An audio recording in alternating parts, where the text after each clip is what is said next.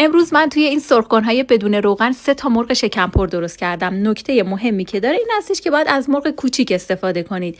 پیازداغی که گرفتید بهش گردوی ریز خورد شده، کشمش، آلو بخارا، ادویه‌جات، یه قاشق غذاخوری رو به گوجه تفت بدید. بوی خامیش که از بین رفت دیگه حرارت رو خاموش کنید. 2 قاشق غذاخوری رو به انار اضافه کنید و بذارید که کامل خنک شه. مرغ رو از شب قبل با مقداری نمک مزه‌دار کنید. حالا داخل شکمش رو با موادی که داریم پر می‌کنید. با نخ بخیه ببندید. 2 تا رونش هم با نخ کاملا ببندید که موقع پختن از هم باز نشن. این سس احتیاج داریم به رب گوجه فرنگی، ادویه‌جات، یه قاشق غذاخوری قوام نارنج به اضافه آب. اینو درست کنید و بذارید کنار. حالا سبد دستگاه رو بیارید، مرغایی رو که شکم پر کردید داخلش بچینید، سس رو روش بریزید، یه دونه پیاز نسبتا بزرگم چند تا تیکه درشت قاچ کنید، داخلش بریزید. این قسمت کات شده، من وسطای کار یادم اومد درو باز کردم و بهش پیاز اضافه کردم. در ابتدا دمای 170 درجه به مدت 20 دقیقه، بعد دیگه دما رو تنظیم کنید روی 120 به مدت 1 ساعت. البته 2 تا 1 ساعت لازمه. پس شد یه 20 دقیقه با دمای 170، 2 تا 60 دقیقه با دمای 120. فقط در طول پخت 1-2 مرتبه باکس رو باز کنید. از اون آب و روغن و سس خیلی خوشمزه‌ای که تای باکس جمع شده با کمک یه فرچه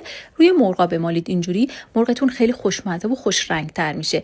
می‌بینید که در نهایت یه مرغ شکم‌پر خیلی خوشمزه با یه سس خیلی غلیظ و خوش طعم خواهید داشت. راستی سرخ‌کنه بدون روغن یا همون هواپز من از برند فلوگل هستش که از پیج رسمی فلوگل تهیه کردم. آدرس پیجشون رو در کپشن براتون گذاشتم. بافتشو ببینید توی دهن آب میشه. منتظرم که با این دستور درست کنید و عکسشو برام بفرستید.